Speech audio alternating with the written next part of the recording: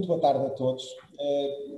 Peço, antes de mais, desculpa por este atraso, mas tivemos aqui alguns problemas técnicos que estão ultrapassados. Então, agora sim, muito boa tarde a todos. Sejam muito bem-vindos a mais uma conferência promovida pela Delegação de Santa Maria da Feira, da Ordem dos Advogados. Espero também que todos que nos assistem que estejam bem de saúde. Nestes tempos de pandemia, isto é o mais importante até. Muito bem. Então, quero, antes de mais, também dizer que o convite que originou esta conferência partiu do lançamento da obra do nosso orador, se não me engano, em dezembro de 2020. O nosso autor, orador, lançou a obra Reflexões sobre o fracionamento da propriedade fundiária na lei, na doutrina e na jurisprudência. É este o título completo do livro, lançado pela editora Edições Esgotadas. Endereçamos o convite, o nosso orador muito amavelmente aceitou. Desde já, em nome da delegação, quero agradecer a sua prontidão e amabilidade para nos presentear com esta conferência.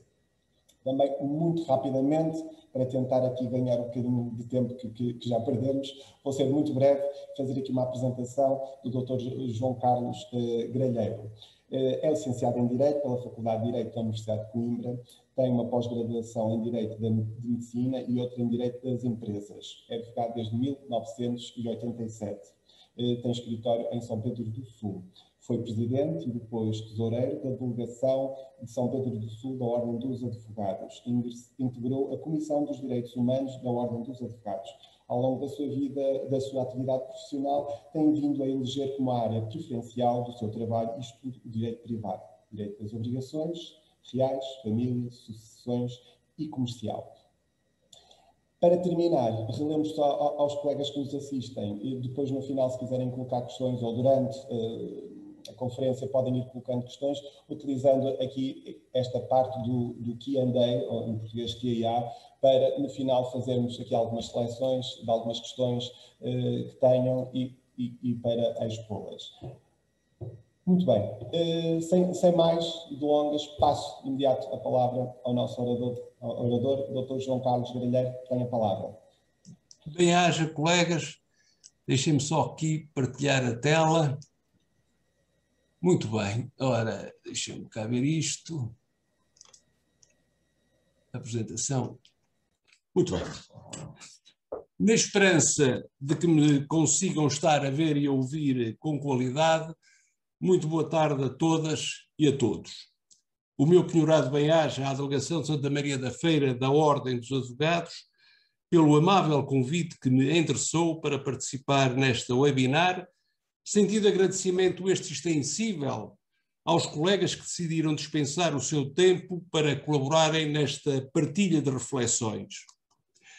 Desde o final de 2019, que a SARS-CoV-2 tem vindo a dar cabo da vida de muitos, virando do avesso o molde de vida de todos nós. Em março do ano passado, fomos obrigados a ficar em casa. É nesta circunstância que nasceu o texto, que virou um livro, com o título Reflexões sobre o fracionamento da propriedade fundiária na lei, na doutrina e na jurisprudência, publicado pela editora Edições Esgotadas.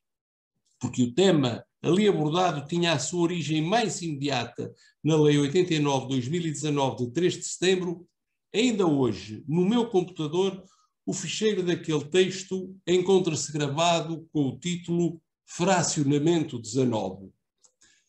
Falar do fracionamento da propriedade fundiária em Portugal é, no fundo, falar da história, da geografia, da economia deste país, antes de falar do direito.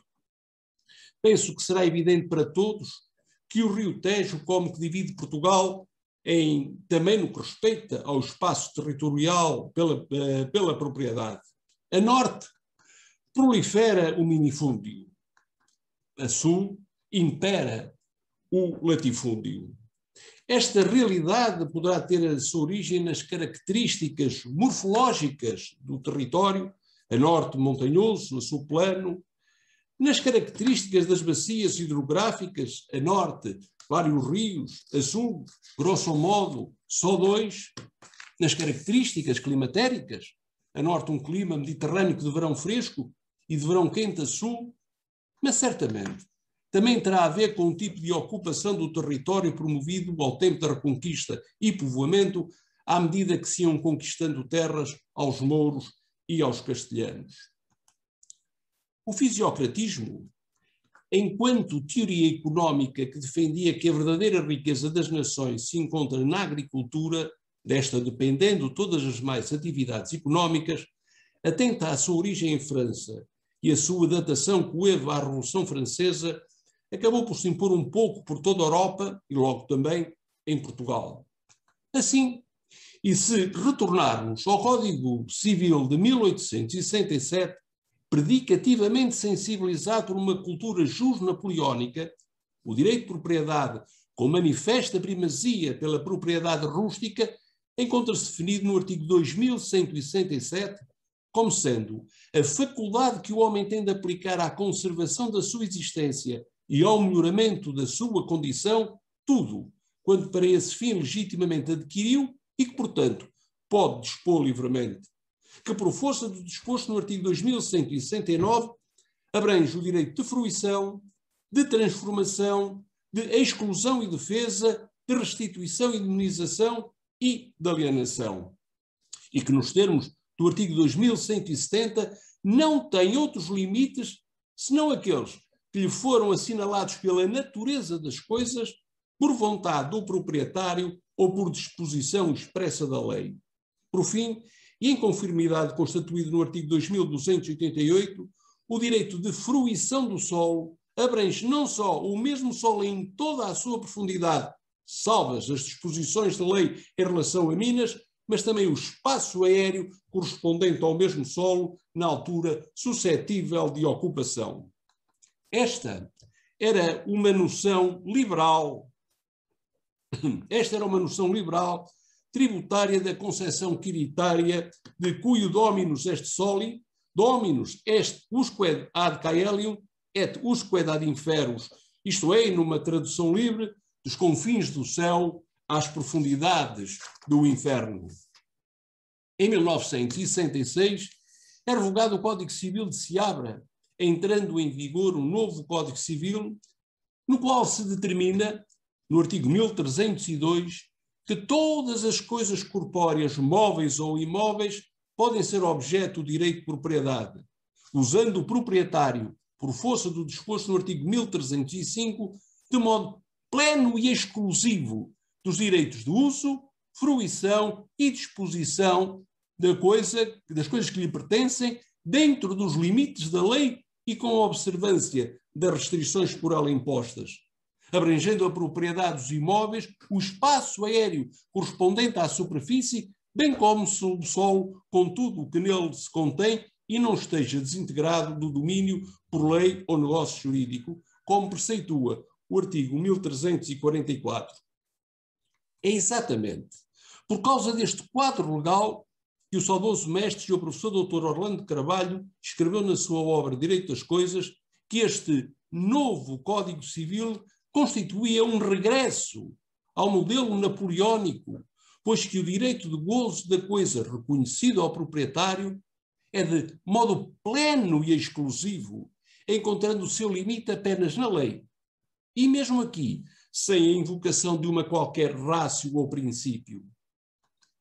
Fruto de um processo imparável de divisão da propriedade fundiária, quer através de negócios entre vivos, mas quiçá fundamentalmente em virtude do processo de divisão de acervos patrimoniais de heranças abertas pelo falecimento dos seus proprietários, verificou-se uma pulverização do minifúndio no centro e norte de Portugal, realidade esta que ainda se mantém, tanto assim que no recenseamento agrícola de 2019 se concluiu que em Portugal 53% das explorações agrícolas têm entre 1 e 5 hectares e que 22% têm menos de 1 hectare.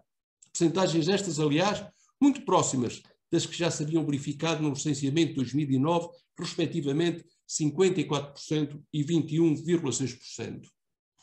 Esta realidade é objetivamente geradora de uma impossibilidade de desenvolvimento de políticas agrícolas que possam garantir a indispensável autonomia alimentar de Portugal, assegurando a produção de produtos agrícolas em diversidade e quantidade bastantes para o consumo interno e para a exportação dos excedentes, tornando assim este país e quem vive da agricultura competitivos.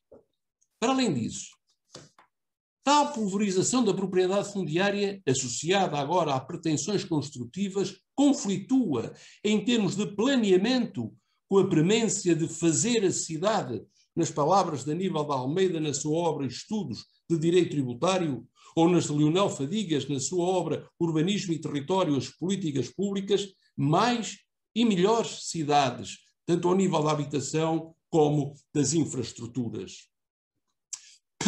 Suponhamos este caso prático.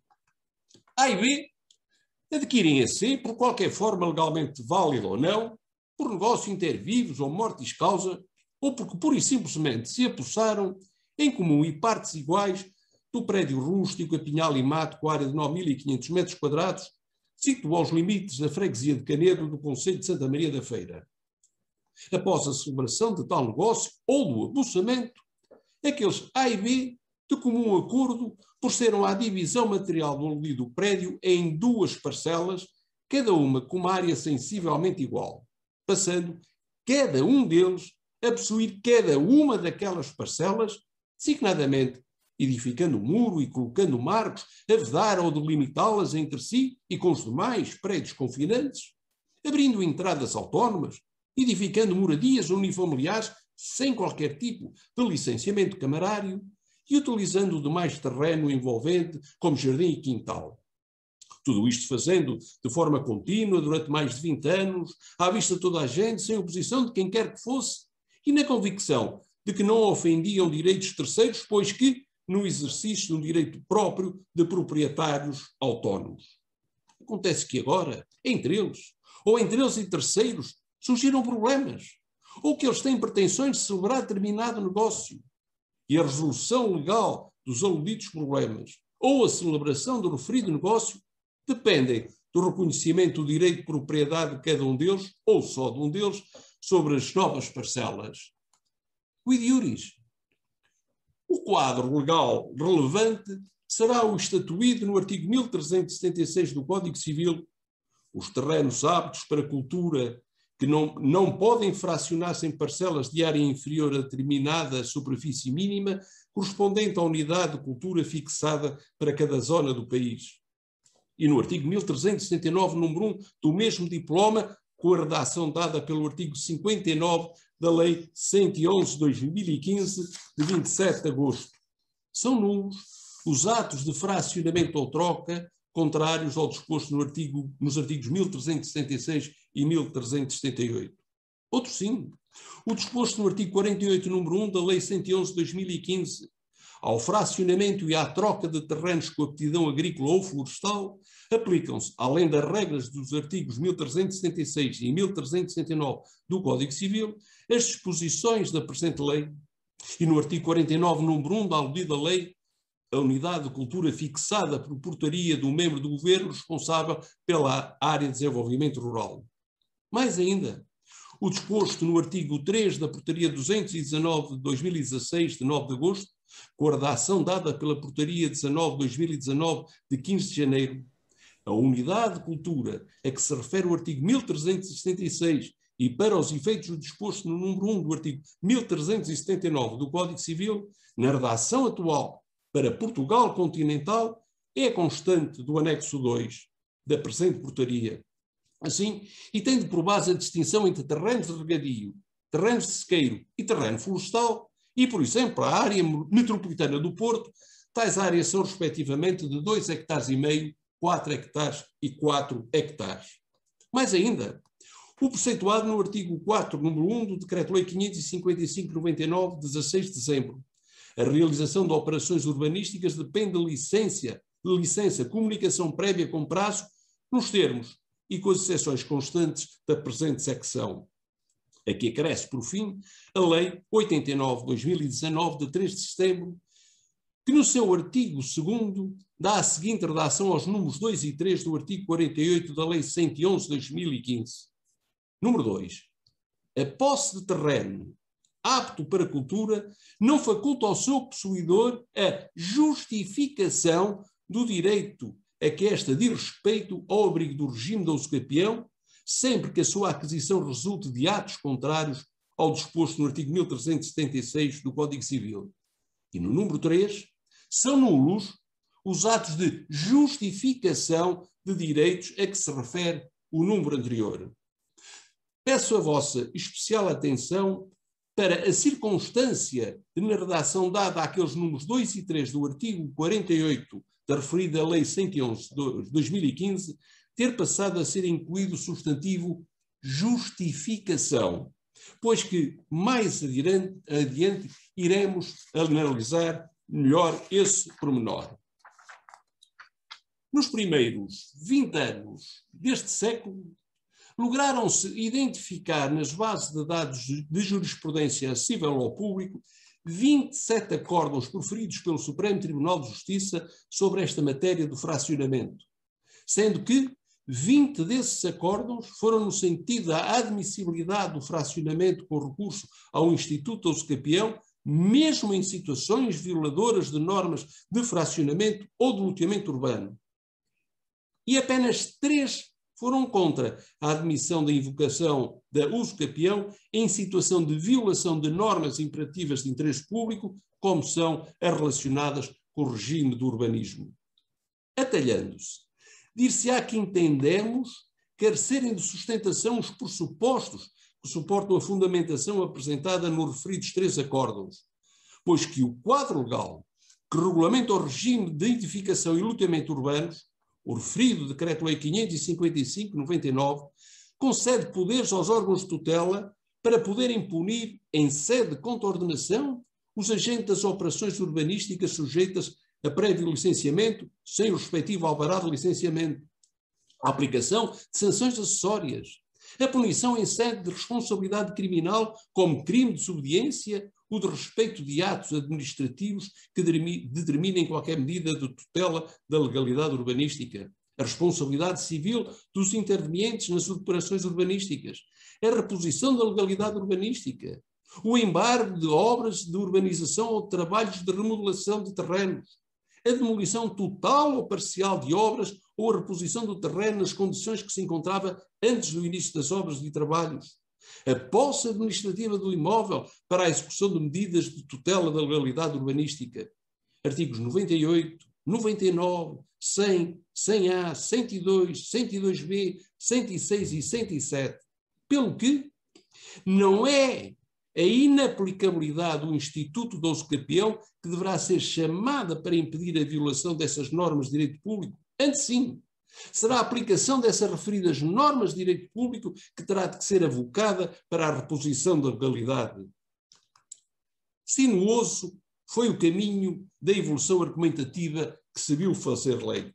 Na verdade, se para a doutrina e jurisprudência que defendiam a inivocabilidade da usucapião a âncora argumentativa se fixava no que entendiam ser um conflito entre os interesses privados do usucapião e os públicos do urbanismo, atribuindo maior relevância a estes, já em sede legiferante, a argumentação usada contra o fracionamento da propriedade rústica suportava-se na luta pela reestruturação fundiária da nossa floresta, numa altura em que Portugal havia sido varrido por incêndios rurais de gravíssimas consequências, surgindo aquela panaceia, assumindo aquela solução como a panaceia para todos os males. Só que, enquanto aquela doutrina e jurisprudência iam afirmando a inivocabilidade da usucapião, o legislador revogou o artigo 50 do Decreto-Lei 555/99, que fazia aplicar ao fracionamento de prédios rústicos para efeitos de operações urbanísticas, designadamente loteamentos urbanos, os regimes dos Decretos-Leis 384/88 e 103/90, que por sua vez aplicavam o disposto nos artigos 1376 e 1379 do Código Civil. Desta sorte, autonomizando o regime sancionatório dos atos ou negócios violadores do regime de operações urbanísticas, do previsto no Código Civil e nos diplomas sobre emparcelamento e unidade de cultura. Como consequência desta autonomização, deixou de se aplicar ao regime das operações urbanísticas a nulidade nos termos previstos para o fracionamento de prédios rústicos aptos para cultura, quanto a negócios violadores do mesmo, por referência às áreas mínimas estabelecidas para a unidade de cultura. O que ora se exige, em sede de operações urbanísticas, é apenas o cumprimento de formalismos de conteúdo nos títulos de arrematação ou outros documentos judiciais, bem como nos instrumentos notariais relativos a atos ou negócios jurídicos de que resulte direta ou indiretamente a constituição de lotes, bem assim se preceitua um regime de fiscalização. Artigo 49. Isto, sem prejuízo da nulidade prevista no artigo 54, números 1, 2 e 4 da Lei 91/95 de 2 de setembro, regime jurídico da reconversão de áreas urbanas de género ilegal, com a redação dada pela Lei 64/2003 de 23 de agosto, para os atos ou negócios jurídicos celebrados entre vivos, de que resultem ou possa vir a resultar a constituição de compropriedade ou a ampliação do número de compartes de prédios rústicos, sem que para o efeito haja parecer favorável da Câmara Municipal do local da situação dos prédios. Parecer este que só pode ser desfavorável com fundamento em que o ato ou negócio visa ou dele resulta parcelamento físico em violação ao regime legal dos loteamentos.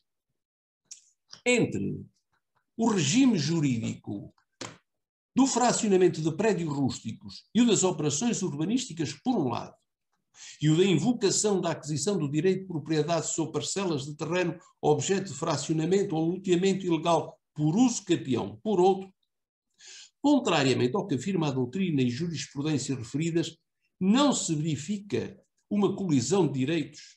Antes sim, e como defende o Supremo Tribunal de Justiça no seu acórdão de 29 de janeiro de 2019, de precedência, pois que não é o lote ou o prédio fracionado que influencia e determina o domínio sobre os prédios, antes é este que influencia e condiciona o loteamento e o fracionamento. No quadro normativo atinente ao regime legal das operações urbanísticas, norma alguma se encontra que expressamente declara inaplicável o regime da aquisição por uso capião de lotes advindos de operações de loteamento de propriedade fundiária não submetidos aos procedimentos legalmente estabelecidos. Passados mais de 100 anos sobre o primeiro diploma impeditivo do fracionamento e das várias leis, decretos e decretos-leis dissuasores do fracionamento e promotores do emparcelamento, o resultado a que se chegou quanto ao número de experiências vitoriosas de emparcelamento e de luta contra a contínua força de subversão do fracionamento é confrangedor, o que permite concluir, como causas para tal estado de coisas, ou as experiências legislantes em questão, por violadora da consciência ético-jurídica da comunidade, levaram à sua inaplicabilidade por injustas, ou também aqui a administração não cumpriu a sua função de promoção, incentivo e execução com êxito social de experiências de emparcelamento, ou por simplesmente não é por via do emparcelamento e da dissuasão do fracionamento que se resolve o problema da estrutura fundiária em Portugal. Ou por fim, e adaptando livremente a frase atribuída ao imperador romano Júlio César, somos um povo que se sabe governar, mas não se deixa governar, seja qual for a causa. Pelo menos a doutrina, em vez de flagelar a jurisprudência civil, devia focalizar as suas energias na crítica ao poder político, por não lograr retirar as eventuais virtualidades das leis existentes, mostrando-se mais apto a promover alterações legislativas em catadupa, sem tentar sequer demonstrar a razão de ser do inêxito das experiências legislativas anteriores, quiçá escamoteando assim os comportamentos inaplicadores das normas do urbanismo. Uma coisa é o negócio jurídico que translativa e derivadamente tem por finalidade o fracionamento de um prédio rústico apto para cultura de área inferior à unidade de cultura prevista para a zona onde ele se localize. Tal negócio é nulo. Artigo 1379 do Código Civil. Coisa bem diferente é a aquisição de cada uma dessas ditas frações por cada um dos aludidos adquirentes, independentemente desse negócio jurídico, pois que, originariamente, através da usucapião. A usucapião é um ato jurídico lícito, não translativo, mas constitutivo do direito real do gozo. Através do exercício dos poderes de facto sobre a coisa, o possuidor adquire, originariamente, o correspondente direito sobre ela. Mesmo que a situação possessória se possa ter iniciado através de um ato ilícito de fracionamento de um prédio rústico, porque violador das normas de fracionamento de prédios destinados à cultura ou violador das normas das operações urbanísticas, a usucapião serve, nas palavras do Supremo Tribunal de Justiça, no seu acórdão de 6 de abril de 2017, para legalizar situações ilegais. A posse é agnóstica, sendo irrelevante a eventual ilicitude ou imoralidade do apossamento. A eventual ilicitude substantiva do título não macula, e ao invés, se o título existe, até beneficia, nas palavras de Durval Ferreira na sua obra Posse e Usucapião. Perante uma situação de compropriedade ou de composse, a divisão material do prédio entre os seus comproprietários ou compossuidores, através da definição das parcelas que ficarão a pertencer a cada um deles, que as demarcam, e passam a possuir como coisa autónoma e própria, verifica-se a inversão do título da posse de cada um dos detentores relativamente aos demais, conforme acórdãos do Supremo Tribunal de Justiça de 1 de fevereiro de 2005 e de 15 de janeiro de 2015. O direito de propriedade de cada um dos possuidores autónomos tem por objeto cada um dos novos prédios que se formaram da extinção do que em tempos havia sido o prédio-mãe, por virtude da sequela aquisitiva daquela posse autónoma, conforme burcado latino, tanto prescriptum quanto possesso. Entretanto, bruscamente no verão passado, título de uma peça de teatro de Tennessee Williams, mais precisamente a 3 de setembro, é publicada a Lei 89 de 2019, que, de relevante, deu nova redação aos números 2 e 3 do artigo 48 da Lei 111 de 2015. Relembro o texto dado àqueles dois números 2 e 3 do artigo 48 da Lei 111 de 2015, pela Lei 89 de 2019, e da advertência feita para a circunstância de nele se ter incluído o substantivo justificação. Relembro também o disposto no artigo 1376 do Código Civil, bem como a nova redação dada ao artigo 1379, número 1 do mesmo diploma, pelo artigo 49 da Lei 111 de 2015. Feitas estas evocações, releva-se que a palavra-chave introduzida nas alterações derivadas da Lei 89 de 2019 é justificação, não é invocação. É certo que a interpretação da norma não se deve cingir à letra da lei, mas não é menos certo também que se presume que o legislador soube exprimir o seu pensamento. Depois, o direito é uma ciência onde os termos, as palavras, são fundamentais pela carga conceptual axiológica que podem encerrar. O legislador sabe que a usucapião, para se poder subjetivar na esfera jurídica do usucapiente, necessita que este a invoque, o que pode fazer de forma judicial ou extrajudicial, sabendo ao legislador que a justificação é um ato notarial, registal ou administrativo, que pode ser utilizado pelo usucapiente como meio extrajudicial de invocação do usucapião. O legislador sabe tudo isto e não ousou ter uma palavra invocação, com toda a carga conceitual axiológica que o integra em sede instituto usucapião como terceiro elemento positivo indispensável para que se possa verificar a aquisição do direito pelo possuidor. Usou o termo, a palavra justificação, também com toda a carga conceitual axiológica que o sensibiliza como instrumento extrajudicial de invocação da usucapião.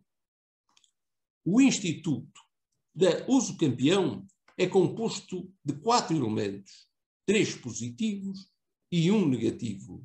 Os elementos positivos são a posse, que é o poder que se manifesta quando alguém atua por forma correspondente ao exercício do direito de propriedade, artigo 1251 do Código Civil, e que é composta pelos seus elementos aquisitivos, a prática reiterada e com publicidade dos atos materiais correspondentes ao exercício do direito real de gozo, a tradição simbólica da coisa efetuada pelo antepossuidor, a inversão do título da posse ou o esbulho, e ainda composta pelas suas características posse-titulada ou não titulada, de boa ou de má fé, pacífica ou violenta, pública ou oculta. O decurso do tempo, que depende da circunstância da posse ser de boa ou de má fé, titulada ou não titulada, e de estar ou não inscrita no registro predial. Por fim, e quanto aos elementos positivos, a invocação, que pode ser feita por via judicial ou extrajudicial. É judicial se ocorrer em processo judicial, quer por via do pedido formulado na petição inicial, quer por via do pedido formulado na contestação de convenção, quer ainda por via da contestação por exceção.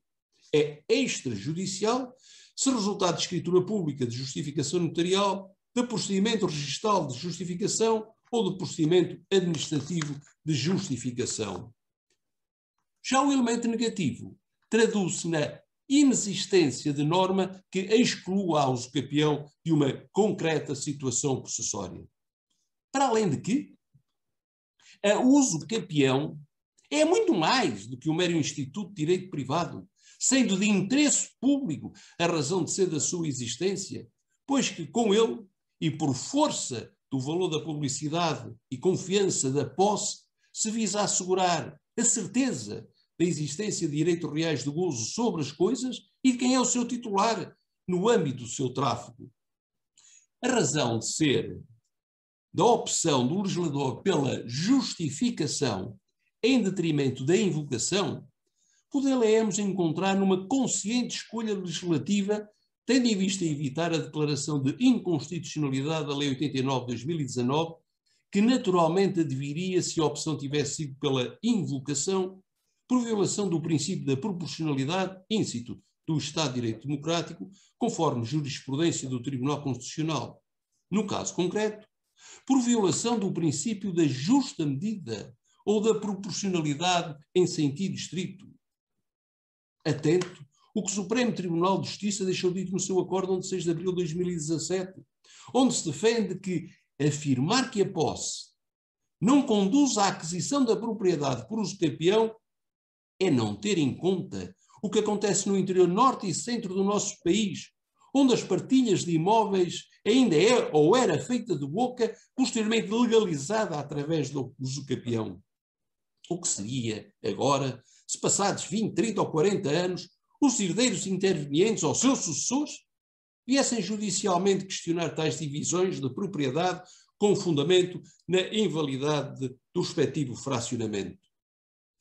A isto acresce a circunstância da administração ter à sua disposição meios legais de reposição da legalidade que não conflituam com o direito de propriedade privada, sancionando os loteamentos que advenham de fracionamentos ilegais, não permitindo qualquer construção nos mesmos, embargando, demolindo e repondo os terrenos no estado que estavam antes das obras, tomando a posse administrativa, se necessário for, para a reposição da legalidade urbanística. Ou, por outro lado, combatendo o fracionamento de prédios destinados à cultura de área inferior à unidade de cultura, através da promoção do emparcelamento com adequadas políticas de sensibilização e de mobilização dos proprietários privados.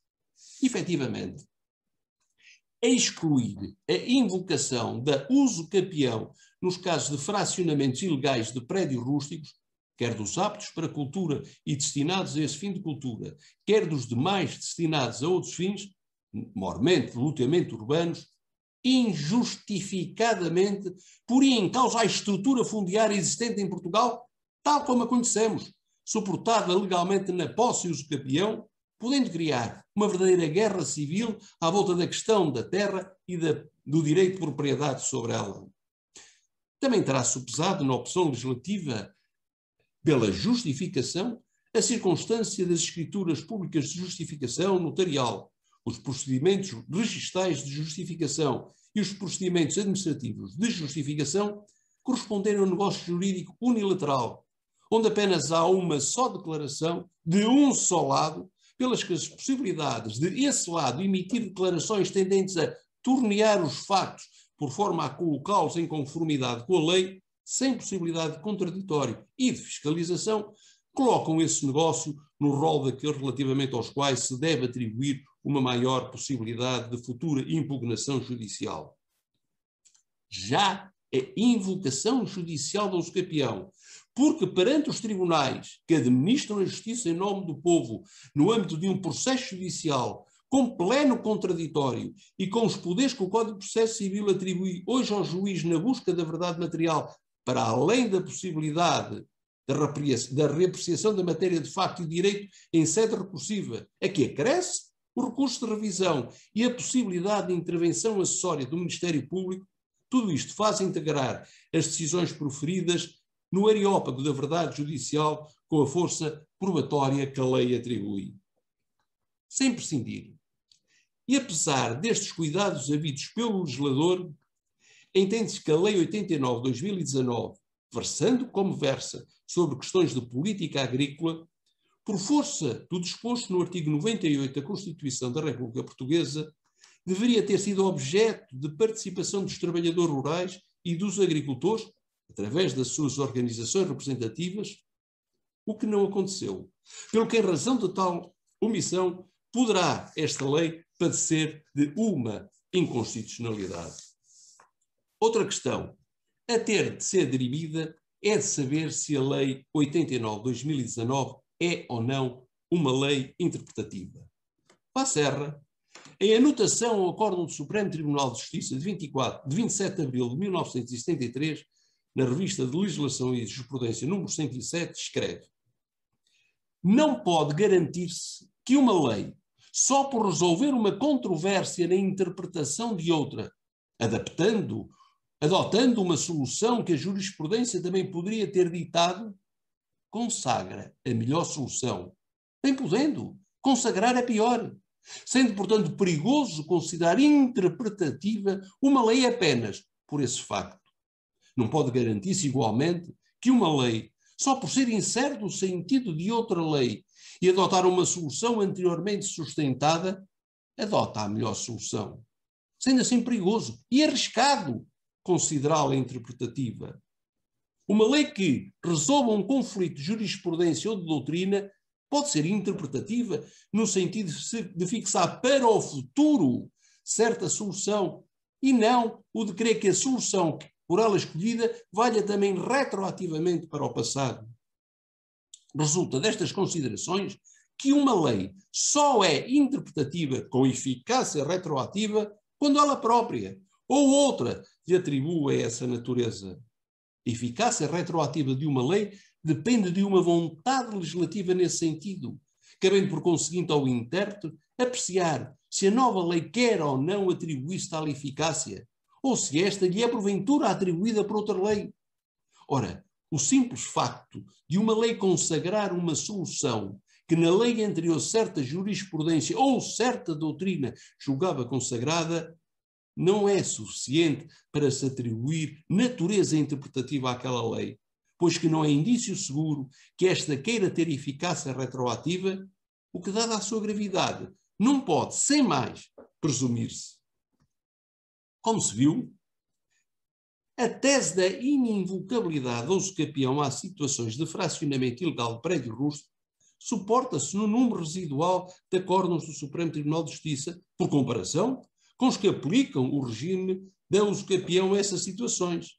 Não se devendo considerar, por isso, controvertida ou incerta esta questão de direito, sob pena de, em Portugal, todas as questões de direito se deverem ter por controvertidas ou incertas, pois que sobre cada uma delas haverá sempre jurisprudência ou doutrina em sentidos opostos. Para além disso, a ininvocabilidade da usucapião estriba-se ainda para aquela corrente jurisprudencial e doutrinal que mutuamente se abraçam num alegado conflito de direitos, atribuindo prevalência às normas imperativas do direito público do urbanismo sobre o Instituto usucapião, quando o certo é que a Lei 89/2019 apenas exclui a invocabilidade da usucapião para as situações em que a mesma ocorra extrajudicialmente através da justificação e somente para os fracionamentos de prédios rústicos aptos para a cultura. Para além de que, como já se referiu, a usucapião é um instituto jurídico de interesse público. Dito isto, e porque longe está também a demonstração que a solução trazida pela Lei 89/2019 é melhor, sem olvidar que o legislador não fez incluir qualquer artigo atribuindo a essa lei efeitos retroativos, nem lei alguma a que lhes confira, a que acresce a circunstância que no texto da Lei 111/2015, bem como de toda e qualquer lei em vigor em Portugal à data da entrada em vigor da Lei 89/2019, não se poder retirar a exclusão da invocação da usucapião para as situações de facto em análise, logo, e por maioria de razão, não se poder retirar a exclusão da justificação, que foi a opção do legislador. Dito isto, repete-se, entendemos que a Lei 89/2019 não é uma lei interpretativa. Já vai longo, vamos chegar às conclusões. Conclui-se assim que a Lei 89/2019 apenas faz aplicar a exclusão da invocação da usucapião às situações em que ela ocorre extrajudicialmente através da justificação e somente em relação ao fracionamento de prédios rústicos aptos para a cultura, não sendo esta lei interpretativa pelo que disporá apenas para o futuro. Outro tanto, conclui-se que para toda e qualquer situação de fracionamento de prédios rústicos continua a poder-se invocar judicialmente a usucapião como forma de aquisição originária do direito de propriedade sobre parcela ou lote resultante de fracionamento ilegal de prédio. Bem assim, conclui-se por fim que permanece a invocabilidade da usucapião na aquisição originária do direito de propriedade sobre parcela de prédio rústico, fruto de fracionamento ilegal, mas cujo destino não seja a cultura, mesmo que tal invocação ocorra extrajudicialmente. Bem, hajam, desculpem qualquer coisinha, votos de saúde e boas leituras. Muito bem, penso que me estão a ouvir. Sr. Dr. João Carlos Gralheiro, muito obrigado pela clara exposição. Se algum dos colegas que esteja a assistir quiser colocar uma questão, esteja à vontade. Vamos só dar aqui um compasso de espera para ver se algum dos participantes quer colocar alguma questão. Penso que não. Enquanto damos este compasso de espera, eu aproveito para dizer o seguinte. Eu estive a fazer uma pesquisa, o livro no qual se baseia esta conferência está à venda nas mais diversas livrarias. Se fizermos também uma pesquisa pela internet, nas várias aplicações, ele está à venda, inclusive na própria editora, também é possível ter acesso ao livro, caso alguém esteja interessado. Devo também, já agora, dizer que o nosso orador tem outras obras. Os meus parabéns. Entretanto, vamos só aqui ver. Enquanto os colegas, está a chegar a hora também de jantar, quando me convidaram para isto, acho que não vou cometer nenhuma inconfidência, porque até fui eu que o disse. Quando o colega me mandou o convite, eu disse, ele está aqui, que já estou travado, já me travaram. Eu confesso que sou mais o homem da palavra escrita do que da palavra falada. Sei que a forma como fiz a apresentação, tentei fazer a melhor apresentação possível, mas uma coisa é fazer uma apresentação sem ter um suporte portanto, a oratória sair mais correita. Outra coisa é, para não perder-me nos raciocínios, ter aqui a cábula. Não sei se consegui transmitir, levar a carta a Garcês, confesso, espero bem que sim. No fundo, a síntese é muito simples. Eu estive numa conferência organizada por o Instituto Jurídico da Faculdade de Direito em Oliveira do Hospital, onde se discutiu o problema da floresta. Como devem imaginar, é um problema candente hoje em Portugal, o problema da gestão florestal. E uma das hipóteses que está neste momento em execução tem a ver a criação de estruturas empresariais que fazem a gestão das florestas. E, obviamente, que estas estruturas empresariais, estas empresas, não se dão nada bem com a história da uso-capião. Por eles, a uso-capião desaparecia do mapa. E eu fiquei assim um bocado incomodado, confesso, fiquei assim um bocado incomodado, porque a uso-capião, como eu digo aqui, escrevi, hoje a estrutura fundiária, a primeira matriz que nós temos do nosso território é a estrutura fundiária baseada na posse e no uso-capião. Não havia matrizes prediais, nem rústicas, nem urbanas, e já havia posse e uso-capião.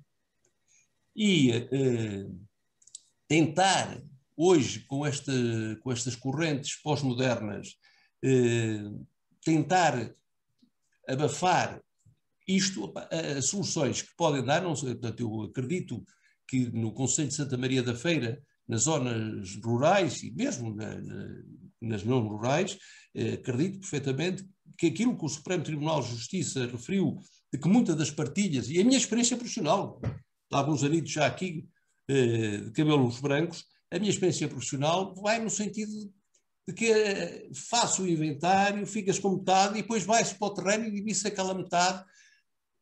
E pegar agora, chegar e dizer assim, não, isto não pode ser, não há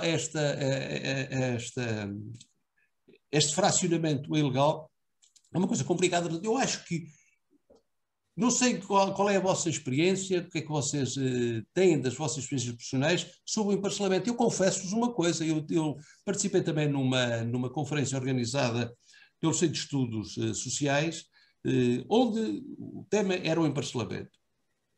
O emparcelamento, os projetos de emparcelamento que eu conheço, não quero dizer que sejam os únicos, aqueles que eu conheço, estão ligados normalmente a projetos hídricos, a projetos de regadio e mais nada. Quando a propriedade, a necessidade da reestruturação da propriedade fundiária vai muito mais para além do que os simples projetos hídricos. E, portanto, eu não vejo nem vontade, nem interesse, não sei por que raio, confesso a minha ignorância, vontade nem interesse do poder político para apostar de uma forma séria, consistente, nesta afirmação de projetos sólidos, vitoriosos, de emparcelamento, que os vizinhos comecem a ver, olha, eles fizeram ali, aquilo foi engraçado, a propriedade tem ora uma forma geométrica bem definida, tem caminhos bem definidos ali, nós passamos a saber o que é nosso. Eu continuo sem perceber por que raio é que isto não acontece, confesso. Partilho mais esta emoção. Muito bem, doutor. Entretanto, temos uma questão. A colega doutora Germana Santos pergunta-nos se, quando falamos em prédios rústicos, estamos a falar em prédios rústicos assim definidos na matriz rústica ou se eventualmente estaremos a falar de terrenos assim identificados pelo PDM de cada Câmara, na medida em que nem sempre existe coincidência nestes registros. O prédio rústico que eu falo aqui é o prédio rústico nos termos do Código Civil. É este o prédio, portanto, é o prédio que não tem, o que lá está incorporado, não tem autonomia até económica sobre o prédio. Portanto, os solos, em termos de PDM, são solos urbanos ou solos não urbanos. E, obviamente que nos solos urbanos há prédios rústicos, que são urbanos, que amanhã lá está mais um prédio a ser construído ali. Mas da forma como eu vejo, como eu analisei, como eu estudei, são situações autónomas que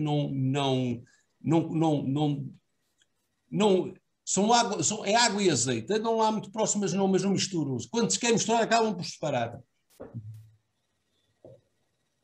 Muito bem. Penso que é tudo. Não temos aqui mais questões.